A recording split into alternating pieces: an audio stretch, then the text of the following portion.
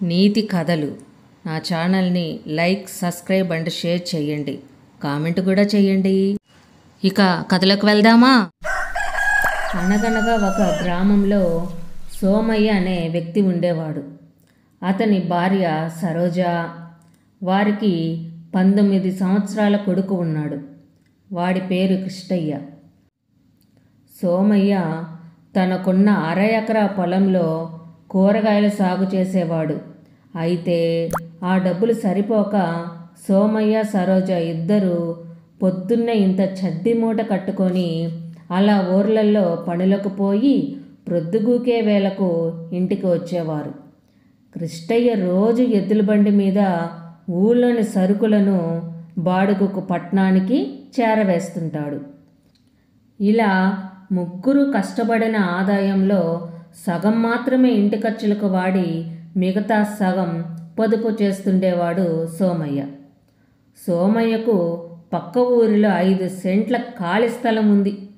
అందులో మంచిగా సొంతిల్లు కట్టుకోవాలన్నది సోమయ్య కోరిక. ఒకరోజు సోమయ్యతో భార్య సరోజ ఇలా అంది. ఏమయ్యా, ఇంట్లో ముగ్గురం రోజు కష్టపడుతున్నాం.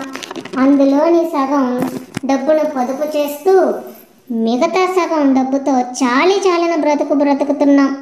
సంపాదించింది తృప్తిగా తిని మంచి బట్టలు కట్టుకొని హాయిగా ఉండవచ్చు కదా. ఇలా పిసినారితనంతో బతకడం దేనికి? నాకేం అర్థం కావడం లేదు అనగానే భార్య వంక చూస్తూ సోమయ్య ఇలా అన్నాడు. ఓసి పిచ్చిదానా, ఇందులో అర్థం కాకపోవడానికి ఏమీ లేదు. పక్క ఊర్లో మనకున్న జాగాలో ఇల్లు కట్టుకోవాలని నాకు ఎప్పటి నుంచో కోరిక. ఇలా ఎన్నాళ్ళు బాడిగింట్లో ఉంటాము? మనకంటూ సొంతగా ఇల్లు కట్టుకొని అందులో ఉంటే తిన్నా తినకపోయినా ఆ తృప్తి వేరు. అందుకే మన ముగ్గురి సంపాదనలో సగం పొదుపు చేస్తున్నాను. ఇంకొక నెల రోజులైతే ఇల్లు కట్టడానికి సరిపడా సొమ్ము జమవుతుంది. అప్పుడు ఇల్లు కట్టడం మొదలు పెట్టొచ్చు. అర్థమయ్యిందా అని చెప్పగానే సరోజ ఇలా అంది. మరి ఆ మాట ముందుగానే మాతో చెప్పవచ్చుగా, ఇంకొంచెం కష్టపడేవాళ్ళం. ఇదిగో, నువ్వు ఇలా అంటావనే నీకు ముందుగా చెప్పనిది. పగలు రాత్రి కష్టపడి ఆరోగ్యాలు పాడు చేసుకొని పొదుపు చేయనక్కర్లేదు. అనారోగ్యం పాలైతే అప్పుడు సొమ్మంతా వైద్యానికే తగలేయాలి. ఇప్పుడు మనం కూడబెట్టిన డబ్బు ఇల్లు కట్టుకోవడానికి బేషుగ్గా సరిపోతుంది. వచ్చే నెలలో మంచి రోజు చూసి ఇల్లు కట్టడం ప్రారంభిద్దాం. ఇల్లు కట్టడం పూర్తయినాక మిగిలిన చిన్న పనులు మనం ఇంట్లో దిగినాకైనా చేసుకోవచ్చు. ఏమంటావు? అప్పుడు సరోజ ఇలా అంది. నువ్వు చేసేది మంచి పని అయినప్పుడు నేనేమంటానయ్యా? రాయి సున్నం తోలుకు రావడానికి మన బండి ఉండనే ఉంది. మిగతా వ్యవహారం అంతా ఎలాగో నువ్వు చూసుకుంటావు. నువ్వు సొంత ఇల్లు అన్నమాట చెప్పినప్పటి నుంచి నాకు కూడా ఎప్పుడెప్పుడు ఇల్లు కట్టుకుందామా, ఎప్పుడెప్పుడు సొంత ఇంట్లోకి పోదామా అని ఆత్రంగా ఉందయ్యా అనగానే భార్యతో సోమయ్య ఇలా అన్నాడు. ఏది ఎప్పుడు జరగాలో అప్పుడే జరుగుద్ది. సమయం వచ్చే వరకు మనం ఎన్ననుకున్నా ఏది జరగదు. సొంతిల్లు అనేది నా చిరకాల కోరిక. అది తొందరలోనే నెరవేరబోతుంది. సోమయ్య అనుకున్నట్లుగా నెల రోజుల్లో ఇల్లు కట్టడానికి సరిపడా సొమ్ము జమ అయింది. ఒక మంచి రోజున ఇల్లు కట్టడం ప్రారంభించాడు సోమయ్య. ఈ విషయం తెలిసిన సోమయ్య స్నేహితులంతా సంతోషించి, పోనీలే, ఇన్నాళ్లకు సోమయ్య ఒక ఇంటివాడు కాబోతున్నాడు అనుకున్నారు. కొంతమంది సోమయ్యకు ఆర్థికంగా సహాయపడితే కొంతమంది ఇంటి నిర్మాణంలో సహాయం అందించారు. ఒక 3 నెలల్లో ఇల్లు పూర్తయి అందంగా రూపుదిద్దుకుంది. అది చూసి భార్య సరోజ సోమయ్యతో ఇలా అంది. ఏమయ్యా, నీ కళ, నీ కోరిక ఇన్నాళ్లకు తీరి కంటి ముందు రూపుదిద్దుకొని నిలబడింది. నాకు కూడా చాలా ఆనందంగా ఉందయ్యా అనగానే పక్కనే ఉన్న కొడుకు కిష్టయ్య ఇలా అన్నాడు. అవును నాయనా, ఇల్లు చాలా బాగా వచ్చింది చూడు, చూడముచ్చటగా ఉంది. ఎప్పుడు వచ్చి ఇంట్లో ఉందామా అని ఆతృతగా ఉంది అని అనగానే సోమయ్య ఇలా అన్నాడు. ఇంత కష్టపడి ఇల్లు కట్టుకున్నది ఉండడానికే కదా. కిష్టయ్య, పంతుల్ని మంచి రోజు అడిగి గృహప్రవేశం చేద్దాం. అలాగే నాయనా, ఇంట్లోకి రాగానే ఇంటి చుట్టూ మంచి పండ్ల మొక్కలు, పూల మొక్కలు వేద్దాం, బాగుంటుంది అని అందరూ అక్కడ నుంచి తాము బాడుకి ఉంటున్న ఇంటికి వచ్చారు. సోమయ్య పంతులు గారి దగ్గరకు వెళ్ళి గృహప్రవేశానికి ముహూర్తం పెట్టించాడు. ఒక వారం రోజుల్లో మంచి ముహూర్తం ఉందని పంతులు చెప్పారు. సోమయ్య గృహప్రవేశానికి కావలసిన సామాగ్రి అంతా సిద్ధం చేసుకున్నాడు. మరుసటి రోజునే గృహప్రవేశం అనగా ఆ రోజు రాత్రి ఘోర ప్రమాదం జరిగిపోయింది. అకస్మాత్తుగా వచ్చిన గాలివానికి సోమయ్య కొత్తగా కట్టిన ఇంటి పక్కన ఉన్న పెద్ద చెట్టు మీద పిడుగుపడి ఆ చెట్టు ఇంటి మీద పడి ఇల్లు మొత్తం మంటల్లో కాలిపోయింది. సోమయ్య తెల్లవారుజామున వెళ్ళి చూసేసరికి తాను ఎంతో కష్టపడి కట్టుకున్న ఇల్లు కాలిపోయి నేలమట్టమైపోయింది. అది చూసి సరోజ, కిష్టయ్యతో సహా ఊరివారు కూడా చాలా బాధపడ్డారు. అప్పుడు సోమయ్య స్నేహితుడు ఒకరు వచ్చి ఇలా అన్నాడు. ఒరే సోమయ్య, ఇలా జరగడం చాలా బాధగా ఉందిరా. అనగానే సోమయ్య ఆ బాధ నుంచి తేరుకొని ఇలా అన్నాడు. ఇప్పుడు చేసేది ఏమీ లేదురా, ఇది అంతా భగవంతుడి లీల అని గబగబా దుకాణానికి వెళ్ళి మిఠాయిలు తీసుకొచ్చి అందరికీ పంచసాగాడు. అది చూసి సరోజ ఇలా అంది. ఏందయ్యా, ఇదేంది ఇల్లు కూలిపోయినందుకు పిచ్చిగాని పట్టిందా? మిఠాయిలు పంచుతున్నావు అని అడగగానే సరోజను చూసి సోమయ్య ఇలా అన్నాడు. ఓసి పిచ్చిదానా, ఒంటి మీద తెలివితేటలు ఉండే మిఠాయిలు పంచుతున్నాను అనగానే సరోజ కోపంగా ఇలా అంది. కష్టపడి కట్టుకున్న ఇల్లు కూలిపోయినందుకు బాధపడకుండా మిఠాయిలు పంచుతున్నదాన్ని పిచ్చికాక ఏమంటారయ్యా? సోమయ్య ఏది జరిగినా అంతా మన మంచికే సరోజ అన్నాడు. అదేందయ్యా అలా అంటావు? మనం రెక్కలు ముక్కలు చేసుకొని కష్టపడి కట్టుకున్న ఇల్లు కూలిపోవడం మంచిదేందయ్యా? నువ్వు ఇల్లు కూలిపోవడం గురించే ఆలోచిస్తున్నావు. గృహప్రవేశం చేసి ఇంట్లో దిగిన తర్వాత ఆ సంఘటన జరిగితే మన పరిస్థితి ఏమిటో ఊహించావా? ఈ ఇంటితో పాటు మన ముగ్గురం కూడా చచ్చి మట్టిలో కలిసేవాళ్ళం.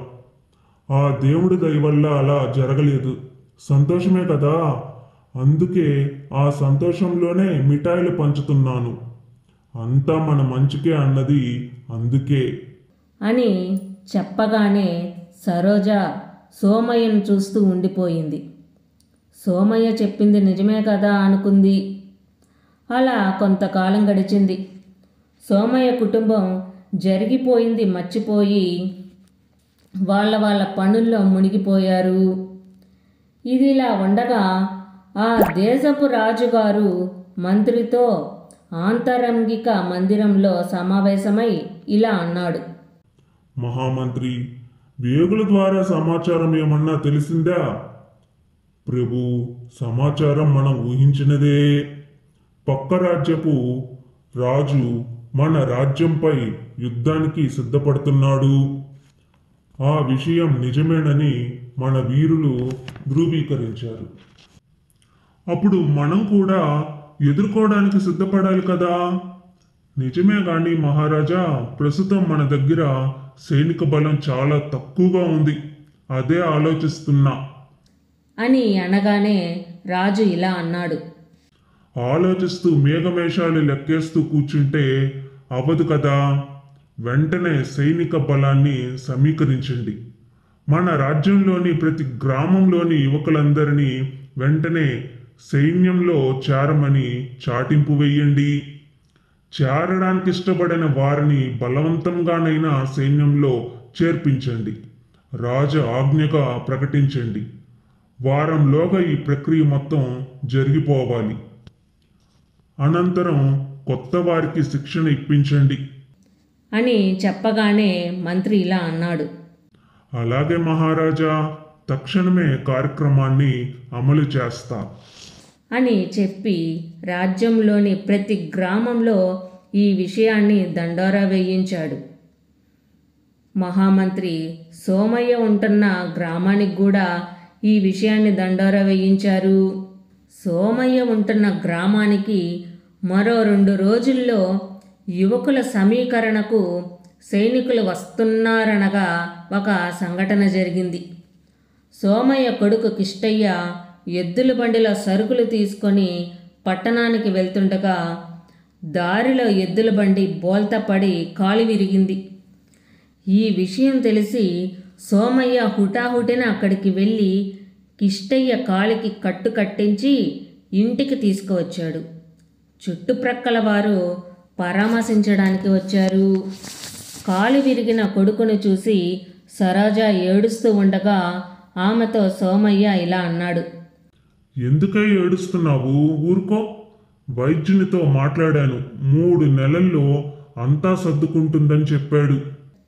అప్పుడు సరోజ ఇలా అంది. ఆ దేవుడు మనల్ని పగపట్టినట్టున్నాడయ్యా. కష్టపడి కట్టుకున్న ఇల్లు పోయింది, ఇప్పుడేమో ఒక్కగానొక్క కొడుక్కి ఇలా జరిగింది. అలా అనగానే సోమయ్య ఇలా అన్నాడు. ఏం కాదు, జరిగిందంతా మన మంచికే అనుకో సరోజా. అనగానే కిష్టయ్యను చూడటానికి వచ్చిన జనం నుంచి ఒకరు ఇలా అన్నారు. ఎంతో ఇష్టంగా కట్టిన కొత్త ఇల్లు కూలిపోయిన దగ్గర నుంచి పాపం సోమయ్యకు కొంచెం మతి భ్రమించినట్లుంది. అంతా మన మంచికే, అంతా మన మంచికే అని అప్పుడప్పుడు అదే మాట అంటున్నాడు. కొడుకు కాలు విరిగితే కూడా అదే మాట అంటున్నాడు పాపం అని అనగానే సరోజ ఇలా అంది. అవునయ్యా, నాకు అలానే అనిపిస్తుంది. మా ఆయనకి నిజంగానే మతి భ్రమించినట్లుంది. కాకపోతే చెట్టంత కొడుక్కి కాలు విరిగితే అయ్యో అని బాధపడకుండా అంతా మన మంచికే అంటాడా ఏ తండ్రైనా? అని అనగానే సోమయ్య ఇలా అన్నాడు. నిజంగా కిష్టయ్య కాలు విరగడం మన మంచికే. మళ్ళీ మళ్ళీ అదే మాట పాట పాడినట్లుగా పాడతావేందయ్యా? నాకు నీ పద్ధతి ఏమిటో నువ్వేమిటో అర్థం కావడం లేదు. నా పద్ధతి ఏమిటో నీకేమిటో రేపు నీకు అర్థమవుతుంది. ఏందయ్యా ఇప్పుడు అర్థం కానిది రేపు అర్థమయ్యేది? అని అడగగానే సోమయ్య ఇలా అన్నాడు. ఏంటో చెప్తాను విను. మన రాజుగారు ప్రతి గ్రామంలోని యువకులందరినీ ఇష్టం ఉన్నా లేకపోయినా సైన్యంలో చేరాలని ఆజ్ఞ వేస్తూ చాటింపు వేయించారు. మర్చిపోయావా? అయితే అయితే ఏంటి? కాలు విరిగిన వాడు సైన్యానికి ఎలా పనికి వస్తాడు? పనికిరాడు. కాబట్టి మన కృష్ణయ్యను రేపు వచ్చే సైనికులు వదిలేసి ఊర్లోని మిగతా యువకులందరినీ పట్టుకు వెళ్తారు. సైన్యంలో చేరిన వారు రేపు యుద్ధానికి వెళ్తే తిరిగి వస్తాడో చస్తాడో నమ్మకం లేదు. మహా అయితే 3 నెలల్లో 4 నెలల్లో విరిగిన కాలు నయమై ఎప్పటిలా మన కృష్ణయ్య కళ్ళ ముందే తిరుగుతుంటాడు. అదేంటయ్యా, రాజ్యం ప్రమాదంలో ఉంటే అలా అంటున్నావు? రాజ్యాన్ని కాపాడాల్సిన బాధ్యత మనకు లేదా? నేనెలా అనలేదు సరోజా. మనం ఇలా జరుగుతుందని ఊహించామా? ఏం జరిగినా మన మంచిగా అనుకోవడం తప్ప మనం చేసేదేముంది? శివుడి ఆజ్ఞ లేనిదే చీమైనా పుట్టదు. అందుకే ఏం జరిగినా అంతా మన మంచికే అన్నది అర్థమయ్యిందా? అర్థమయ్యిందయ్యా. ఆ మరునాడే సైనికులు వచ్చి ఊర్లోని యువకులను తీసుకెళ్తూ కాలు విరిగింది కాబట్టి కృష్ణయ్య సైన్యానికి పనికిరాడని వదిలేసి వెళ్ళారు. ఊరి వాళ్ళకు కూడా సోమయ్య అంతా మన మంచికే అన్న మాట వెనక ఎంత అర్థం ఉందో పూర్తిగా అర్థమయ్యింది. మరుసటి రోజు రాత్రి సోమయ్య పొలానికి నీళ్లు పెట్టడానికి వెళ్ళాడు.